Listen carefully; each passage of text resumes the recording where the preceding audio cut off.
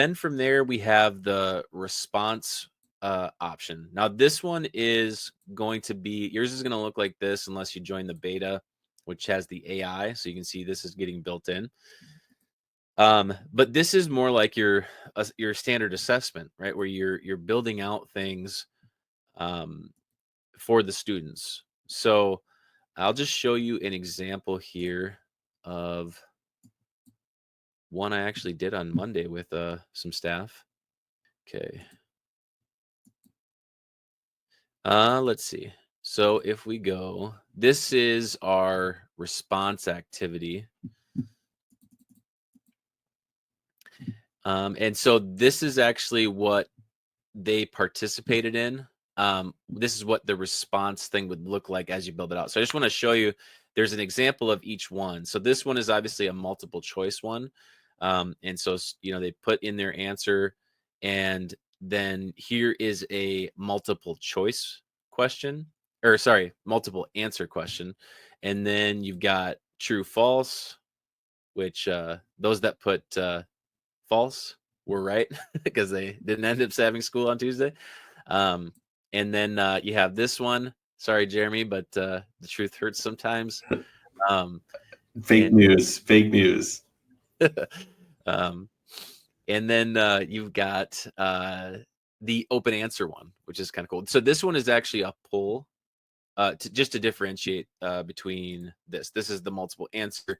This one's a poll version, and then this one is a short answer version. So do you know what the answer to this is, Jeremy? Maybe a glow stick? A lot of people actually said that. Yeah. The answer that I found was egg, but glow stick could work. Well, the word cloud, egg is pretty large too. So several people must have answered that. Sure. Yeah.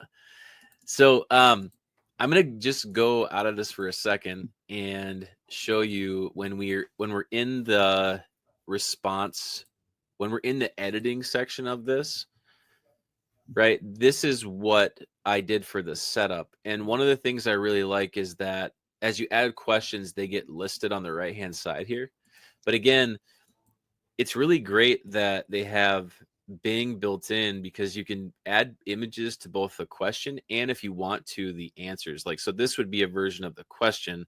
And then here you've got where I added one to the question, and then I added them in for the answers as well, which is kind of cool. And you do that directly from here using Bing, right? So I just, like I did with the other one, I just did NFL logo, and I'm able to grab that and pull it in really easily. Okay. So let me go back then to the activity itself when it's getting delivered. And yeah, I know that one. Yeah. What is it? Somebody's got a case of the Mondays. Yeah.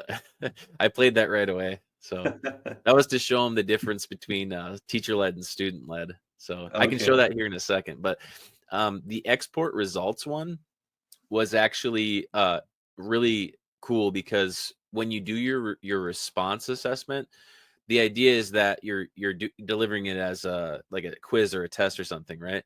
So you push it out to the students complete it. These are all their answers that we looked at. We can see the different responses, right?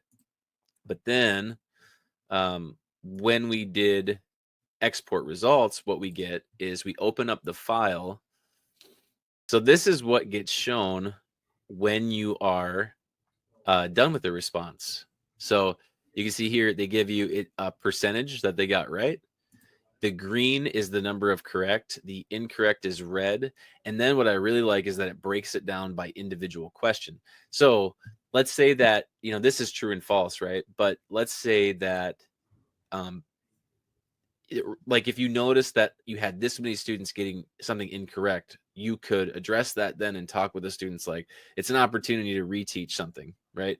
That, like, a glaring, obviously they don't get this. So, that's something you could do too.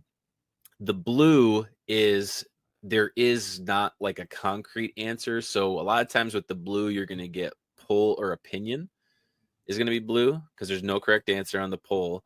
And then the only other one is going to be short answer. And for those, obviously, right, it's like those still need to be evaluated. So but let's say you had a full 5 questions that were all multiple choice, they have a definitive answer. This would all be graded for you, and you just punch it into your grade book and you're good to go, right?